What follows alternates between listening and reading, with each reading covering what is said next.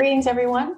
My name is AJ, and I'm excited and honored to be here sharing this information with you that I hope you'll find interesting, helpful, and maybe even have a bit of fun along the way. When I talk about brain health, I like to talk about it in terms of how we can not only minimize our risk, but also maximize our function. What are we minimizing our risk for? Well, as we age, our risk increases for developing cognitive-related disorders, such as mild cognitive impairment, and various types of dementias, such as Alzheimer's.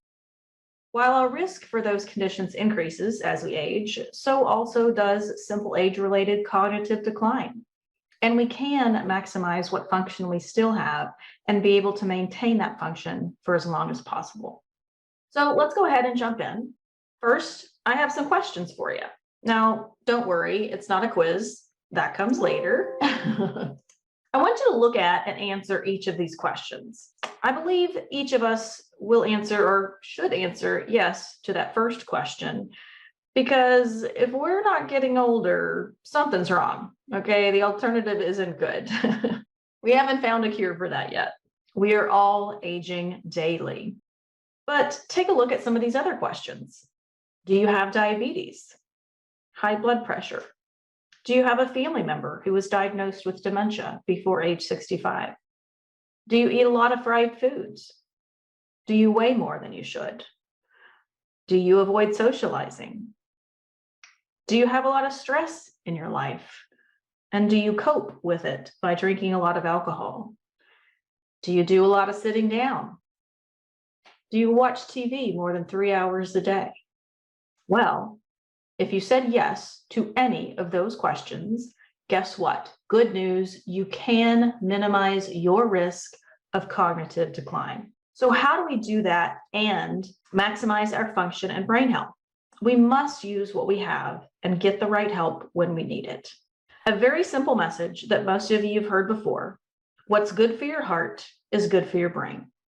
So when you think about all the ways you've learned to keep your heart healthy, those are also ways to keep your brain healthy.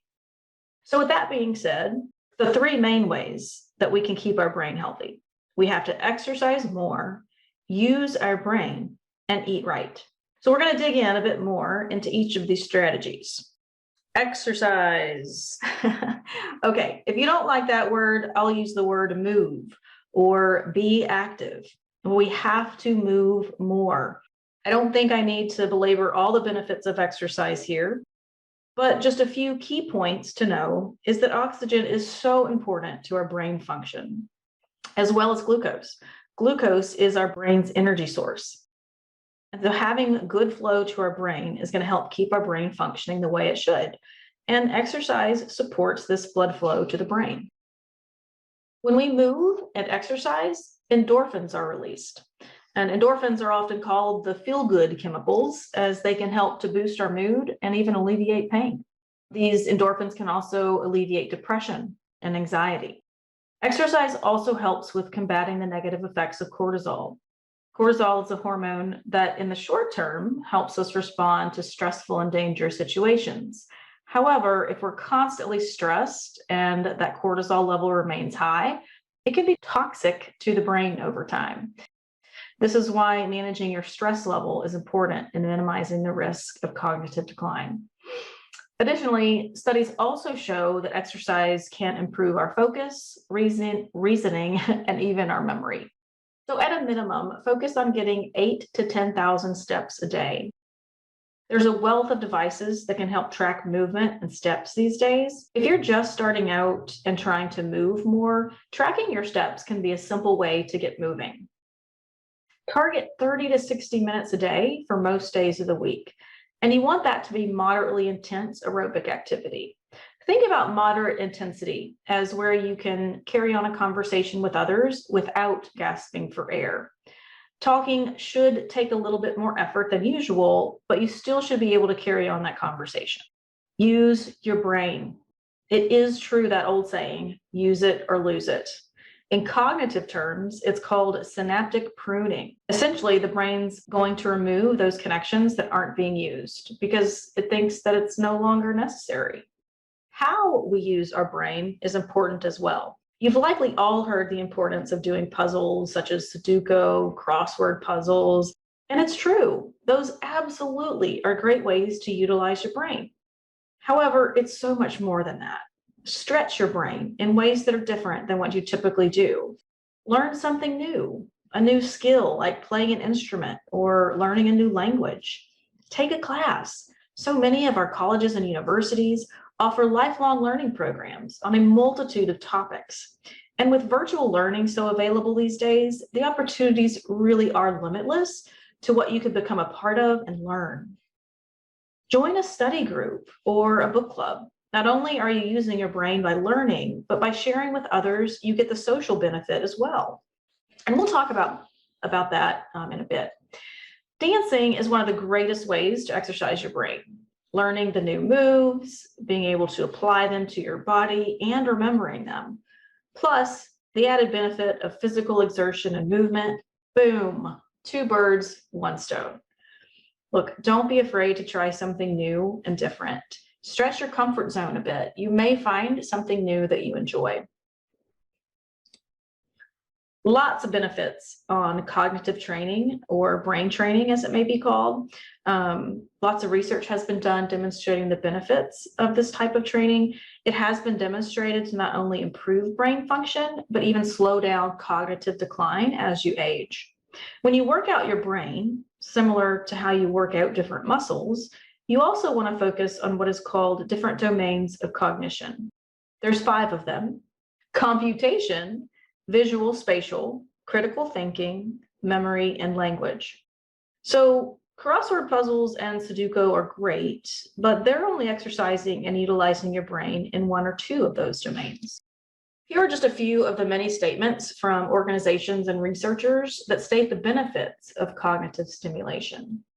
Even for those that may already have a diagnosis of dementia, participating in cognitive stimulation can help slow decline and maintain function. I want to emphasize here and call attention to the AARP's statement. It's not just about running 3 times a week. Instead, it's about a package of behaviors, including aerobic exercise, strength training, a healthy diet, sleep, and cognitive training. So essentially what they're saying is it's a balance of all of these strategies that's going to help maximize function and minimize risk for cognitive decline. You can't sit on the couch doing crossword puzzles all day. You can't just exercise 3 times a week and then spend the rest of the time in front of the TV eating junk food. It's not going to work. It's about balance and a holistic approach to taking care of your brain, which also translates into taking care of your whole body. So let's do a little cognitive stimulation of our own. We'll start out with some warm-up exercises. Let's match some opposites. Okay, so what's the opposite of lost? Found, always, never, rare, common, wise, foolish, cheap, expensive, sweet, sour. Easy, right? Let's do some computation. 3 plus 4, 7. 2 plus 3, 5. 12 plus 2, 14. 7 plus 3, 10. 4 plus 5, 8 plus 12. All right, how'd you do? I know, they're pretty easy. But remember, these are just getting our brains warmed up. Let's do some visual spatial work. What comes next in this first pattern? The triangle or the cross? Haha, very good. The triangle. And what about that next pattern there? You got it. It's the cross that comes next. Great job. Now for some more language activities. Anagrams are words that are formed using the letters of another word. So for this exercise, we're going to take the word on the left and try and match it with its anagram on the right. The word dairy has an anagram of, yep, diary, right there on the right. What about wander? Yep, downer. Dozen, zoned. Dryer, rider. Eager, agree. And then fiber, to brief. Excellent. Some more math. 10 plus 7 minus 2, 15. 6 plus 3, subtract 4, add 3, 8. Very good. 15 plus 3 minus 8 plus 9, 19. 6 plus 5, subtract 1, add 6, subtract 6, 10. All right, last one. 17 plus 3, subtract 5, plus 5, subtract 3. 17. Excellent. All right. Now let's test our memory and critical thinking skills. Name the towers there in those photos. Yep, that's the Eiffel Tower. And Big Ben is the second one. And the third one there on the right, the Empire State Building. Excellent. All right, now everybody's favorite, memory, specifically working memory. Working memory refers to your ability to manipulate and remember information over a short period of time. It's very similar to short-term memory, but when we use the term working memory, we're emphasizing the manipulation of information. For example, if someone gave you a telephone number to write down, you might have to silently repeat the numbers to yourself while you're searching for something to write with. And that's going to be harder if you're trying to continue to talk to the person as you're looking for something to write with. Your ability to follow along with that conversation while also looking for something to write with and while repeating those numbers to yourself, that's your working memory. Okay, so I'm going to ask you to remember this list of words. Okay, and to help us do that, what we're going to do is we're going to say the words, see the words, hear the words as we say them, arrange them in some order, and then see it again. Okay, so let's say the words together: candy, champagne, Cupid, hearts, love, ring, roses. Okay, and again: candy, champagne, Cupid, hearts, love, ring, roses. Now let's see pictures of the words, and we're going to repeat the words as we see the pictures. Okay. Candy, champagne, Cupid, hearts, love, ring, and roses. And then we're going to arrange them in some sort of order, which for this exercise is going to be alphabetical, right? So candy, champagne, Cupid, hearts, love, ring, roses. Got it? Okay, keep that list of words in your head. Let's do some more computation. 6 plus 8, 14. 20 subtract 4, 16. Very good. 3 times 15, 45. And 24 times 2. Excellent. All right. Now back to our memory challenge. What were those lists of words that I asked you to remember?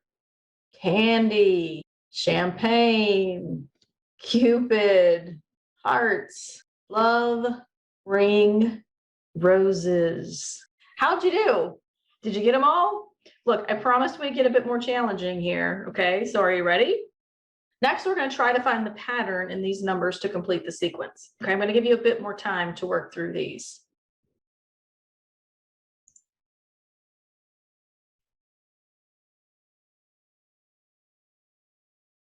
In that first pattern, you got to multiply by 3 to finish that sequence there.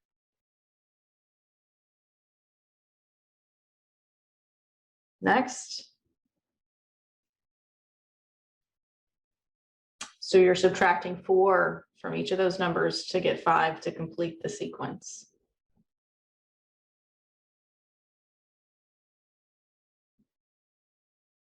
Good, 15. So you're going to subtract 20 from each of those numbers.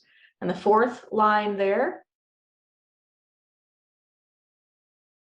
that we're dividing by 2 to get 12 as the completion of that pattern. And the last one, Excellent. You're multiplying each of those numbers by 4 to get the completion, which is 256. Awesome. Okay. Now, more language. We're going to link these words together. So we're trying to find the word that's going to link those two words that you see there. So I'll give you the first one: sailboat, boathouse. Okay, so based on that, what do you think the next one is? Pan, blank, blank plate. All right, pancake, cake plate. Bed, blank, blank clock. Bedtime, time clock. Butter, blank, blank fish. Good. Butterfly and fly fish. All right, great job. Take a deep breath. Whew, we are done. I hope you played along and were able to work through some of those problems with me. Look, and if you didn't get some of them correct, don't worry. The fact that you tried and worked your brain attempting to solve the problems still resulted in your brain being exercised and challenged. All right, so we've talked about the importance of exercise and using our brain. Let's talk about eating right and the impact of our diet on our brain health. I doubt any of these bullet points are going to come as a surprise to you. But here again, it's about balance and moderation. Less fried food, more fruits and veggies, hydrating yourself, eating foods with antioxidants like berries, leafy greens, red wine, and you'll note that it says 1 glass, not multiples per day. Research demonstrates that eating more of certain foods and avoiding or less of some other foods has been shown to slow brain aging by 7.5 years and lessen the chances of developing Alzheimer's disease. That's pretty impactful, okay? The MIND diet was developed as a hybrid of 2 existing diets that were based on decades of research, both the DASH diet and the Mediterranean diet.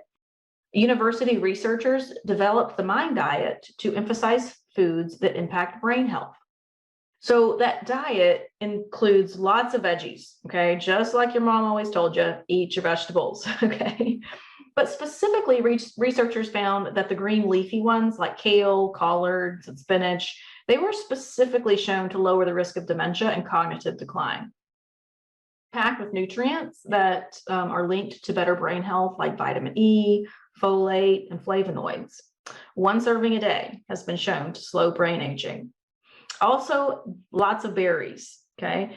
There was a 20-year study of over 16,000 older adults that demonstrated those who ate the most blueberries and strawberries had the slowest rates of cognitive decline. And they attributed that to the high levels of flavonoids in those berries. Snack on nuts. Okay, use nuts to snack on instead of that prepackaged processed stuff. They may be high in calories and fat, nuts are, but they're also packed with the fat-soluble vitamin E, which is known for its brain protective qualities. Okay, cook with olive oil, another Mediterranean diet staple that is present in the MIND diet is olive oil. Researchers recommend using it as your primary cooking oil to replace butter and margarine. Eat more meat-free meals, okay? Consume meat sparingly. Beans, lentils, and soybeans have a lot of protein and fiber, and they are a worthy substitute for meat. They're going to keep you full. They're rich in B vitamins, which is very important for brain health. In one study that analyzed the diets of older adults, those who had the lowest intake of legumes had a greater cognitive decline than those who ate more. Have fish once a week. Adults age 65 and older who ate fish once a week or more scored better on memory tests and tricky number games than those who had seafood less often. And then a glass of wine, okay? While too much alcohol is definitely harmful to the brain and your overall health, studies do suggest that light to moderate drinking can lower the risk of dementia, and it could delay the onset of Alzheimer's by 2 or 3 years, which is pretty significant. One possible reason they say for this is that it seems to help blood flow, making it less sticky and less prone to potentially harmful clotting. However, given the risks of alcohol, it's probably not a good idea to start drinking just for the brain benefit. But if you already enjoy a glass of wine with dinner, feel free to continue that habit. on the mind diet and enjoy those brain health benefits. Research has also shown us that being social and having close relationships with others may result in less cognitive decline as we age. Social activities work our brain in different ways than performing tasks or solving problems, and this supports our brain's function. While it certainly may be harder to do as we age, it becomes even more important to develop and maintain those social networks. I'm not talking about Facebook or Instagram, okay? I'm talking about meaningful relationships that provide a sense of purpose and belonging. Get involved in volunteering, be a part of a ministry, a book or a study group that we talked about earlier. And we also talked about taking a class earlier when we were talking about using our brain. One thing you may think about too is teaching a class. Maybe you have a skill set or a knowledge base that you could teach others in one of those lifelong learning classes. Reach out to your local college or university and see if they have a need for teachers in different areas. Let's chat about sleep for a minute. Once again, there's lots of evidence that demonstrates poor and inadequate amounts of sleep can lead to challenges with memory, concentration, and focus. This is because that as we sleep, our brain stores memories and information from the previous day. And it's not just about the length of time you're sleeping, but also the quality of your sleep. I believe there's even a session later today about healthy sleep and its impact on aging well. So I encourage you to participate in that, where you can learn more about how sleep impacts your overall health.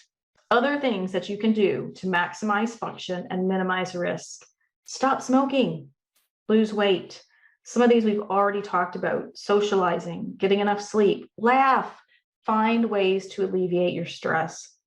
Get support for conditions such as sleep apnea and depression. Control your blood pressure and diabetes, and take your medicines carefully. Medications taken incorrectly or taken with other medications can have interactions that could impact cognitive health. So pay attention, ask questions, and as I always say, be curious with your pharmacist and your prescriber about all the various medications that you're taking. I wanted to share some brief information about mild cognitive impairment, or MCI. The Alzheimer's Association defines mild cognitive impairment as an early stage of memory loss or other cognitive ability loss in people who maintain the ability to independently perform most activities of daily living. Signs of MCI may include frequently losing items, forgetting to go to appointments or events, having more trouble coming up with words than other people of the same age. Family and friends may notice these memory lapses, and the person with MCI may worry about losing his or her memory. However, the person will still be able to carry out most of their day-to-day activities without any problems. Okay, so you may notice it and be worried about it. Your friends and family may notice and say something to you, but you're still able to live your life the way you have and do all the things you used to do. It might be MCI. Okay. In some cases, though, these memory and thinking problems may be caused by conditions that are treatable. Okay. It could be medication interaction, infections, and several other conditions that could be the cause of the cognitive difficulties. A doctor can perform tests and assessments to help understand whether the source of memory problems is something treatable, or they may diagnose it as mild cognitive impairment. The doctor may also suggest that the person see a specialist to get more tests. It is estimated that 10 to 20% of people age 65 or older with MCI do develop dementia over a 1-year period. However, not everyone who has MCI develops dementia. In many cases, the symptoms of MCI may stay the same or even improve. If you're having trouble with your memory and thinking, I strongly encourage you to talk with your doctor about it. Yes, some age-related cognitive decline is normal and expected, but if you're thinking about it and worried about it, and especially if your family and friends are concerned and talking with you about it, get checked out. As I indicated, it could be something else going on, and even if it is MCI, all that we've just discussed still applies. You can still maintain function and minimize risk that the impairment progresses. Practicing all these strategies that we've discussed here will ensure that you have the best chance at continuing to age successfully. I hope the information that I've shared here has been helpful. I've enjoyed sharing this time with you, and thank you for your participation. Be well and take care of all of you, and your brain will thank you. Thanks, everyone.